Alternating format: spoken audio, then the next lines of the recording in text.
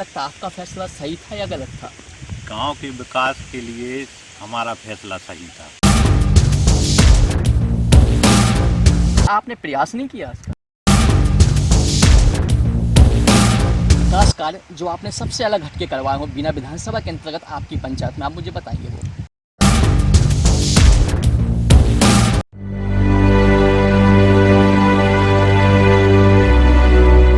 नमस्कार, स्वागत है आप सबका और मैं हूं आपके साथ अनुज मिश्रा और आप देख रहे हैं हमारा खास प्रोग्राम शिखर की ओर। और हमारे इस प्रोग्राम के आज खास मेहमान हैं नरेंद्र सिंह ठाकुर जी।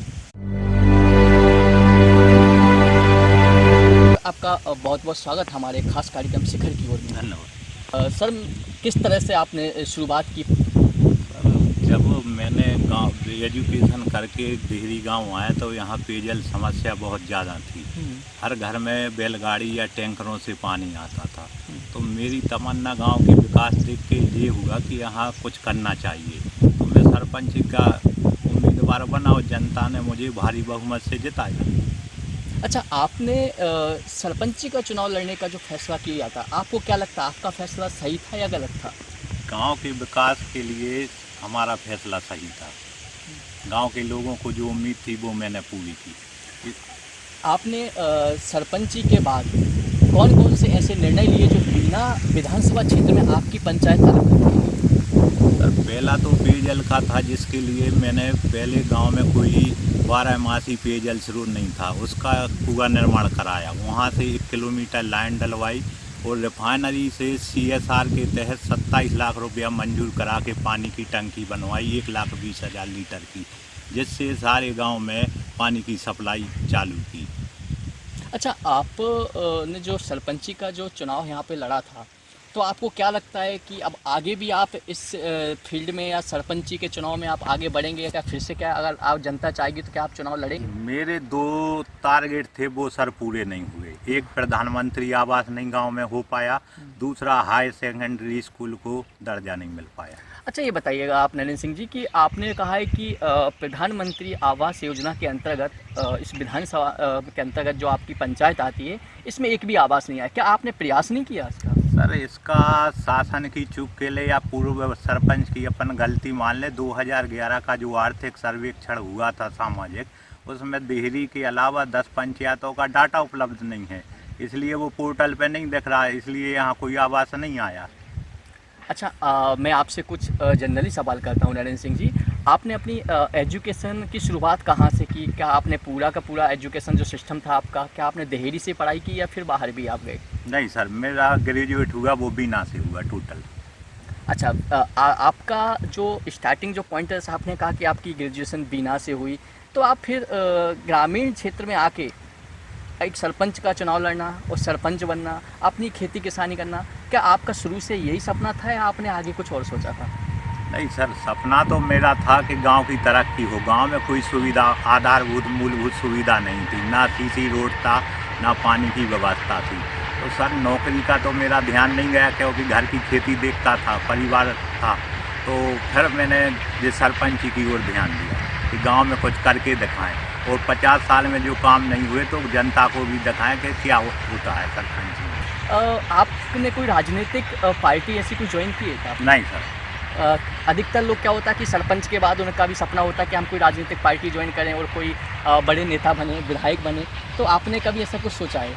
नहीं सर, पद मैंने सरपंच ही सिर्फ इसलिए लड़ी कि गांव में कुछ कर सकूं, ना कि पद के लिए। ना मेरी कोई राजनीतिक लालसा है।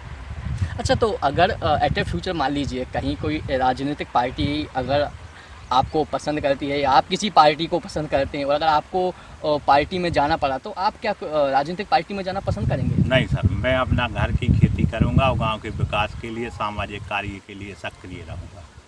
अच्छा, आपने ग्रामीण क्षेत्र में अधिकतर मैंने देखा है कि सरपंचों पे कई सारे सवाल उठते हैं, लोग तरह तरह के सरपंचों पर आरोप प्रत्यारोप लगाते हैं, तो आपको क्या लगता है इसमें? सर, क्या है, कुछ तो राजनीतिक माहौल रहता है। अगर चुनाव लड़ते हैं, गांव में होता है, तो 2 पार्टी स्वाभाविक बनती हैं और हर आदमी की तमन्ना पूरी नहीं होती है तो राजनीतिक आरोप लगने लगते हैं। तो आपकी पंचायत में कुछ ऐसे विकास कार्य जो आपने सबसे अलग हटके करवाए हो बिना विधानसभा के अंतर्गत आपकी पंचायत में, आप मुझे बताइए वो। सर पहले जो देहरी की सालाओं की स्थिति थी तो ना उन किसी साला में बाउंड्री वाल थी, ना पंखे थे, ना कंप्यूटर थे। तो मैंने कुछ अपनी जनपद पंचायत निधि से और कुछ रिफाइनरी से आज देहरी में जितनी साला हैं सबकी बाउंड्री वाल निर्माण हो चुका है। और जो एक आंगनबाड़ी का निर्माण किया है आदिवासी मोहल्ला में, वो बीना में एकमात्र आंगनबाड़ी है जिसको ISO सर्टिफाइड का दर्जा मिला है। और देहरी में जो हटके काम हुआ है वो है पेयजल का। पेयजल का आपका जो बता रहे आप हटके काम हुआ, ऐसा क्या काम हुआ पेयजल का? सर अभी तक मुझे 6 साल में कोई शुल्क नहीं मिला नल जल का। मैं अपने निजी खर्च से ही योजना चला रहा हूँ। अच्छा, आप निजी खर्च से हाँ। पेयजल योजना चला रहे हाँ। हैं, तो आपने क्या आगे प्रशासन को आपने इससे अवगत कराया है, आपने बताया है क्या? हाँ, शासन को जानकारी है, शासन बोलती है कि करवाओ, मगर आज हर आदमी को हर सुविधा शासन से फ्री मिलती है तो वो नल का पानी का पैसा क्यों देगा? आपने दिमाग में कैसे आया कि आंगनबाड़ी को इस तरीके से बनाना चाहिए? सर मैंने चाहे सामुदायिक भवन हो चाहे आंगनबाड़ी हो, कभी भी मतलब निर्माण जो किया है वो घर के कंस्ट्रक्शन की तरफ से व्यक्तिगत उपस्थित होकर प्रॉपर तरीके से किया, ना कि शासकीय बिल्डिंग के रूप में। जब मैंने आंगनबाड़ी तैयार की तो वर्ल्ड विजन वालों ने उसको देखा तो उनने उस पर उसको हैंडओवर किया और उसमें पेंटिंग वगैरह जो सुविधा है वो उपलब्ध कराई। इसके बाद वो दर्जा दिया गया। कि आपकी पंचायत में सड़कों की स्थिति क्या है? सर सड़कों की स्थिति ये है कि 6 महीने के बाद देहरी में कहीं काम करने के लिए जगह नहीं बचेगी। मैंने सीसी रोडों का जाल बिछा दिया है हर टोले में, हर जगह पर। अच्छा, नालियों की क्या स्थिति है आपके यहाँ पर? नाली सर जहाँ विवाद की स्थिति नहीं है वहाँ नाली का निर्माण हुआ है। जहाँ विवाद की स्थिति हुई या मोहल्ला वालों ने नहीं करने दिया तो वहाँ काम नहीं हो पाया। तो अब जो कि क्या है कि सरपंची के चुनाव नज़दीक हैं और चुनाव अब आने वाले हैं, है ना, तो उसमें फिर आप उम्मीदवारी करेंगे क्या? सर पब्लिक की अगर डिमांड हुई तो मैं सोचूंगा उस पर। देहरी पंचायत में से कौन कौन से कार्य हैं जो अभी बाकी हैं, जो आपको करना है, जो कार्य आपके सपने में है कि हमें इनको करना ही है? सर पहला है हायर सेकेंडरी स्कूल का दर्जा दिलाना, दूसरा प्रधानमंत्री आवास की सुविधा दिलाना हर घर के लिए। तो आज के हमारे मेहमान थे नरेंद्र सिंह ठाकुर, जो कि देहरी सरपंच थे।